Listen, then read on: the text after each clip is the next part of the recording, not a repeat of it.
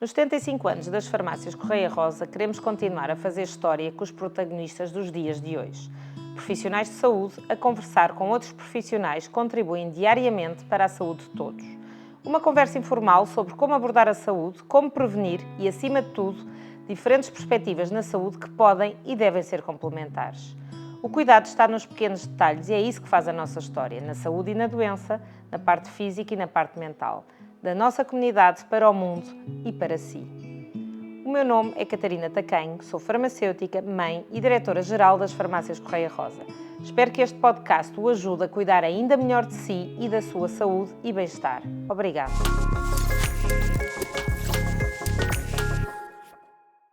Sejam bem-vindos ao podcast das Farmácias Correia Rosa, Saúde que faz história, onde celebramos 75 anos ao serviço da comunidade. Vamos falar de saúde para todos. O meu nome é Paulo Coutinho, sou farmacêutico comunitário há quase 25 anos nas Farmácias Correia Rosa. Sou pai de 2 filhos e marido de uma farmacêutica.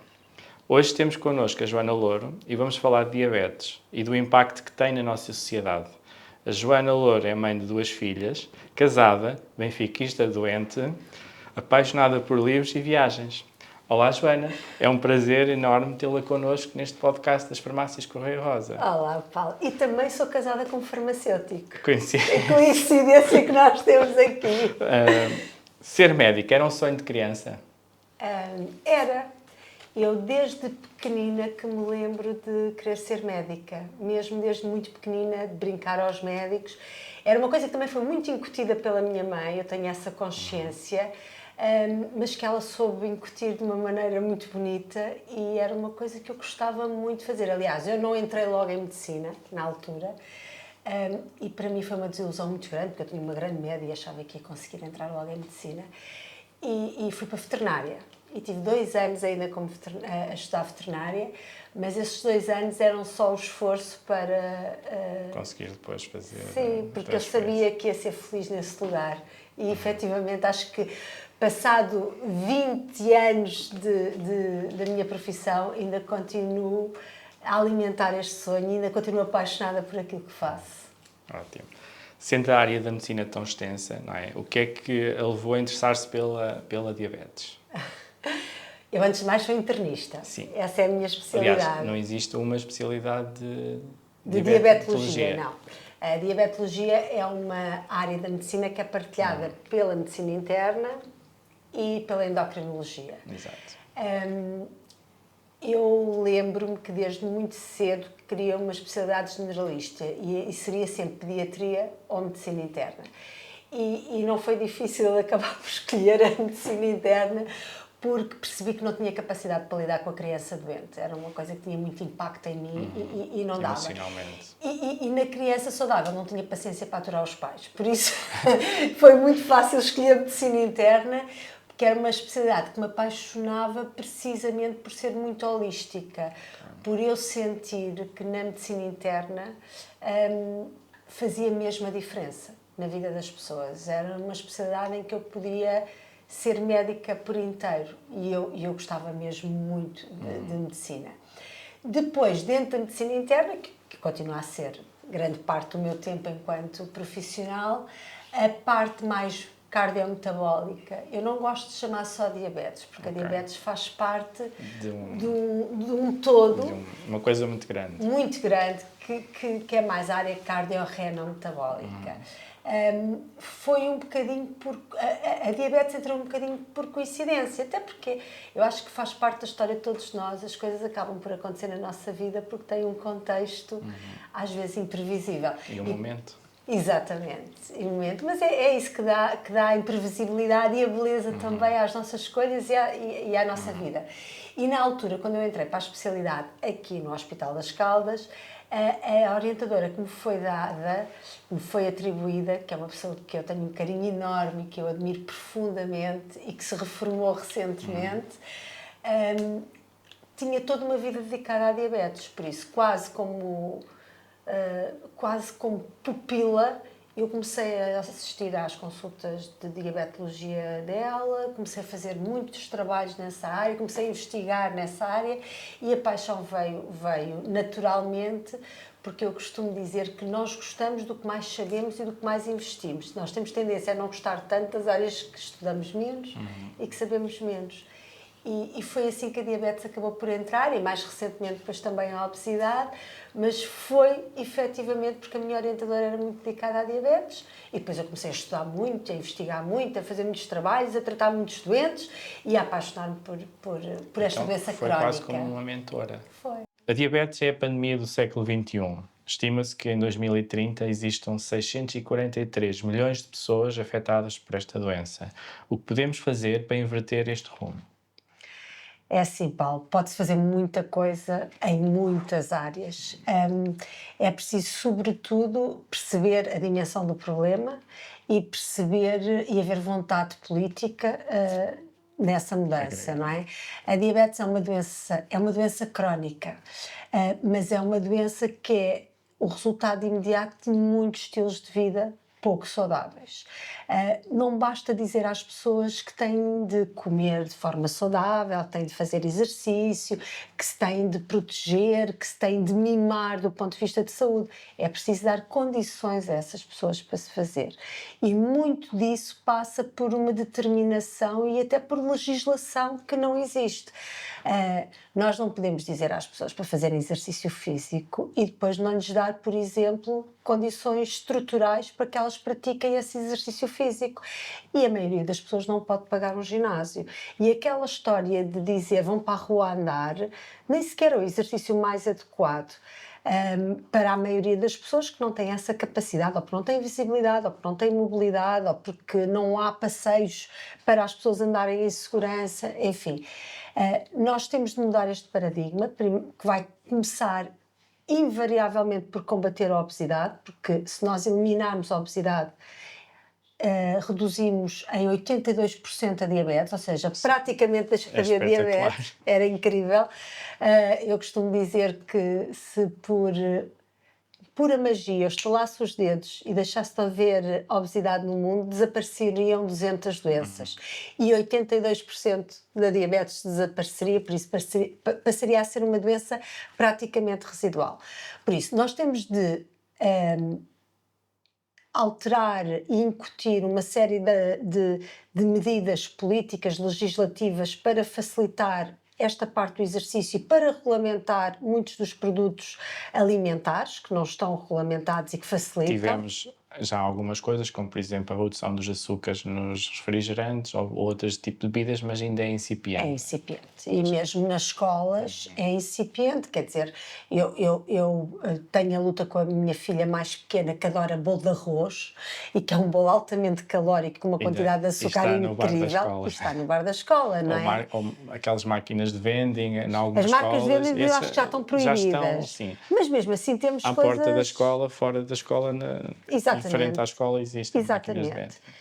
Por isso, há muita coisa que ainda pode ser legislada e regulamentada, tanto do ponto de vista alimentar como do ponto de vista de exercício, mas há uma coisa que para mim é muito importante, é aumentar a literacia em saúde. E por isso é que estes podcasts e estas ações das farmácias, que estão super próximas das pessoas, têm uma importância realmente crucial. Porque eu, enquanto médica, chego aos meus doentes. Eu, enquanto médica, chego às pessoas que chegam ao meu consultório. Vocês têm a capacidade de chegar a muito mais. E por isso é que... E se calhar mais vezes do que a consulta. Exatamente. E com este tipo de ações que são muito importantes na promoção da saúde e na promoção da literacia. Eu costumo dizer sempre, pessoas informadas e uma sociedade informada é uma sociedade mais culta, mais saudável e mais feliz. E se nós dermos, nem que seja estes instrumentos para as pessoas perceberem o que é certo, o que está errado, porque muitas vezes as pessoas comem coisas que acham que estão a comer bem e é por verdadeira ignorância. E se nós promovermos literacia e saúde, explicarmos às pessoas o que é certo, o que é errado, o que é que promove a doença e promove a saúde, nós já fazemos muito para combater a diabetes. Pegando naquilo que está a dizer, Portugal, em termos de europeus, é um dos países com maior taxa de prevalência da diabetes, ou seja, temos muito trabalho pela frente na questão da educação para a saúde, não é? Que eu acho que é o nosso problema maior. Em relação a outros países um bocadinho mais evoluídos, nesse sentido. É verdade. E nós somos dos países que temos mais prevalência da diabetes, da mesma forma que somos daqueles que somos um dos países mais envelhecidos da Europa, mas com menos anos de qualidade de vida. Ou seja, nós temos pessoas mais velhas, mas com menos saúde e menos qualidade de vida. E isto é muito problemático. O facto também de sermos um dos países mais envelhecidos também faz com que tenhamos mais prevalência da diabetes. Mas, efetivamente, nós temos de mudar muito o que é a educação das pessoas para a saúde. Eu conto sempre esta pequena história, que foi uma cena que eu assisti em pleno supermercado, de uma mãe a insistir, era mãe ou avó, agora já não me recordo, para o miúdo comer um ovo Kinder, e o miúdo dizia que não gostava daquele chocolate, e ela, mas tens de comer porque tem leite. Porque é isto que a publicidade nos traz. Por isso, é neste tipo de educação para a saúde que eu acho que nós todos temos de trabalhar. E depois vivemos num país que, efetivamente, o nível cultural e educacional para a saúde vai também a passo do nível social e financeiro das pessoas. Comer bem custa dinheiro. E a maioria das pessoas, neste momento, não pode fazer esse tipo de investimento. E isto acaba por ser um bocadinho estigmatizante também, porque quem vive melhor acaba por se alimentar melhor, acaba por ter mais exercício físico, até acaba por ter acesso a medicamentos melhores e acaba por ter mais saúde, menos diabetes, mais felicidade. Nós temos de quebrar este ciclo, porque a saúde tem de ser um bem essencial para todos e não estigmatizado. Ok, mas em termos, por exemplo, populacionais, temos algumas características genéticas que outras populações de outros países não tenham, ou é só mesmo esta questão que abordou? Não, do ponto de vista de diabetes tipo 2, não está determinada geneticamente. Na diabetes tipo 2, quais são os principais fatores de risco? Uma alimentação incorreta, por falta de exercício físico, o alcoolismo, e nós somos um país onde se bebe muito também, níveis de stress muito, muito elevados, o envelhecimento, que é outro fator de risco muito importante para a diabetes tipo 2, nós somos uma população envelhecida, a falta de sono e também a falta ou menos condições financeiras para poder abarcar todos os outros fatores de risco e diminuí-los, não é? Na sua opinião, nós, enquanto farmacêuticos comunitários, farmácias, como poderemos nós contribuir para melhorar então a saúde das pessoas? Sim, coisas que acho que nós farmácias não todo, não estamos só a falar nas farmácias Correia Rosa, mas no panorama nacional, onde é que nós temos que começar já a atuar? Pronto, as farmácias têm, em Portugal em concreto, isto também não é transversal ao resto do mundo nem ao resto da Europa, têm um papel fundamental que é o de proximidade. Esta proximidade facilita o diálogo. Se cada intervenção, se cada vez que o indivíduo tiver contacto com o seu farmacêutico, que lhe for informado ou que dar a conhecer um novo conceito importante para o doente, sei lá, tem de beber água, Sr. José. Sr. José, por favor, é preciso beber 1,5 litro de água, isso é fundamental para o seu corpo funcionar melhor, até para haver uma melhor absorção dos medicamentos. Coisas simples. Coisas simples. Aproveitar esta proximidade para dar educação para a saúde. Sr. José, os medicamentos são para tomar, tem de haver cumprimento na medicação, é muito importante não saltar medicamentos. Sr. José, quando for ao médico, não se esqueça de levar os medicamentos todos que toma, porque nós também sabemos que há uma confusão enorme na quantidade de medicamentos, até porque, e às vezes repetições de medicamentos, e a verdade é que nós, do outro lado, sentimos que quando os doentes nos vêm à consulta, eles não trazem a medicação toda, por isso eu nem sequer consigo fazer aquela higiene terapêutica, como eu costumo dizer, ou dizer um palavrão, que é a uniformização terapêutica. Eu não consigo limpar aquela lista se eles não me trouxerem. E se eles não valorizarem o facto de informarem corretamente da medicação. Porque o facto de termos tudo em telemóveis e supostamente nos computadores, em vez de melhorar, veio complicar, porque o doente diz, isso está tudo aí escrito, e às vezes não está. Depois esquece que de facto existem coisas que se calhar nem estão no telemóvel. Exatamente. E depois, nos últimos anos temos tido uma evolução a nível da terapêutica. Cada vez mais a indústria farmacêutica também investe na área da diabetes. Acha que esta evolução foi positiva? Realmente está a ter impacto nos doentes? E esta inovação melhora mesmo a qualidade de vida das pessoas? Sim, Temos sim, assim sim. uma luz ao fundo do túnel? Sim, muito X para isso. Eu sou uma privilegiada porque eu trabalho numa área da medicina, a diabetes, que foi das áreas que mais evoluiu nos últimos tempos. Claro que isto, não há jantares grátis em economia, não é? Claro. Isto faz sentido. É uma doença altamente prevalente, como o Paulo disse, por isso faz sentido que as indústrias farmacêuticas investam muito numa doença altamente prevalente, porque, obviamente, chegam a muitas pessoas. Mas eu não tenho uma visão nada diabólica da indústria farmacêutica, eu acho que nós somos aliados e isto seria verdadeiramente impossível sem o Sem apoio, esse investimento, sem não é, esse não é? investimento, como é óbvio. Agora, há duas coisas aqui que eu acho que são muito importantes dizer. A diabetes é uma doença crónica e eu adoro verdadeiramente tratar esta patologia porque eu costumo dizer que quem a trata é a pessoa que a tem. Eu não gosto de chamar doentes, mas as pessoas que vivem com diabetes são os seus principais gestores da doença. Eles fazem muito mais do que eu. Eu só dou uma pequena ajuda, porque uma pessoa que vive com diabetes é ela que tem de controlar o que come, o que bebe, o exercício que faz, a medicação que toma, se os níveis estão altos, se os níveis estão baixos, se é preciso dar insulina, se é preciso não dar. A pessoa com diabetes faz tudo. E há muito poucas doenças em que a pessoa que a sofre tem tanto Essa controle, autonomia para autonomia decidir, não e é? conhecimento. E isto é maravilhoso para um médico, porque o que eu faço, mais do que prescrever medicação, é capacitar a pessoa para tratar a sua doença e para a gerir de forma saudável, de forma a que viva mais anos e com mais qualidade de vida. E eu sou mera facilitadora e é muito bom colocar-me neste É papel. interessante ouvir Isto é desta forma. maravilhoso na diabetes, não são todas assim, Sim. as outras doenças crónicas não são assim e por isso é que é uma doença que não foi só por ter tido uma orientadora, a doutora Manuela Riccioli, que me levou, é uma doença que apaixona.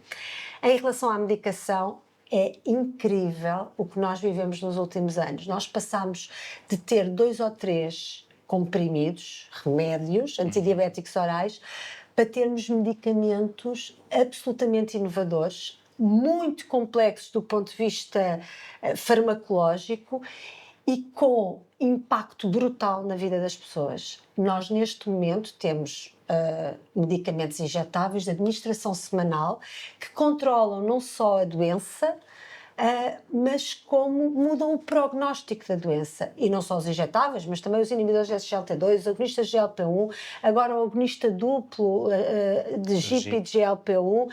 Ou seja, nós neste momento temos fármacos que fazem controle metabólico, que é aquilo que nós queremos, é aquilo que o doente vê muito. Doutor, os meus valores estão muito melhores, porque eles gostam muito de picar o dedo e perceber se os valores estão melhores ou piores, mas que fazem muito mais do que controlar o açúcar e a glicémia.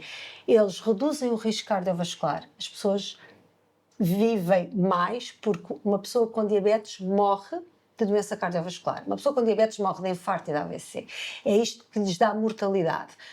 E estas terapêuticas farmacológicas reduzem brutalmente a doença cardiovascular. São cardioprotetores, são cardio e nefroprotetores. Exato. Porque a diabetes tem isto. É muito importante. É muito importante. Porquê?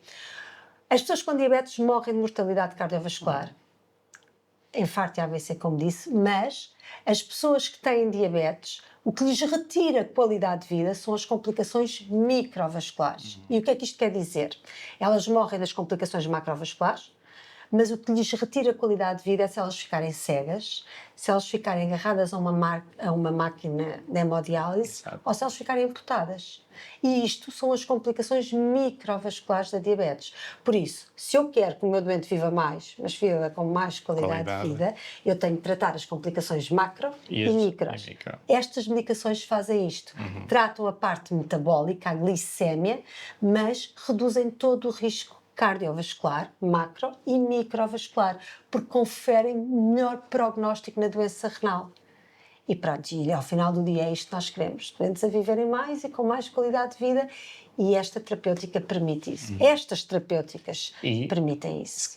Provavelmente no futuro próximo teremos mais terapêuticas mais inovadoras, não é? Vamos ficar à espera. Paulo, pela primeira vez fala-se de uma coisa com estes novos coagonistas e E o que vem para aí é incrível. Há muito... O pipeline das casas farmacêuticas é brutal. Vem muitas novas moléculas, agonistas duplos, triplos, quádruplos até. E o que se fala pela primeira vez é da remissão da diabetes. Isso é espetacular. É espetacular. Sob terapêutica, importante dizer, mas pela primeira vez nós temos fármacos que conseguem alcançar a remissão da diabetes, ou seja, hemoglobinas A1C inferiores a 5,7, sob terapêutica, ou seja, é eliminar todo o ruído, eliminar todo o risco que a diabetes implica. E isto é mesmo uma grande mudança de paradigma, porque nós não conseguíamos isso com os outros fármacos, nomeadamente com a insulina, porque tínhamos hipoglicémias. Exato. E com estes novos fármacos isto já não acontece. Por fim, para terminar, o nosso tempo já está quase no limite, infelizmente. Se a Joana mandasse na saúde em Portugal, o que é que faria? Se neste momento eu mandasse na saúde em Portugal, a primeira coisa que eu faria era construir um hospital novo nas Caldas da Rainha, Ok. porque precisamos desesperadamente.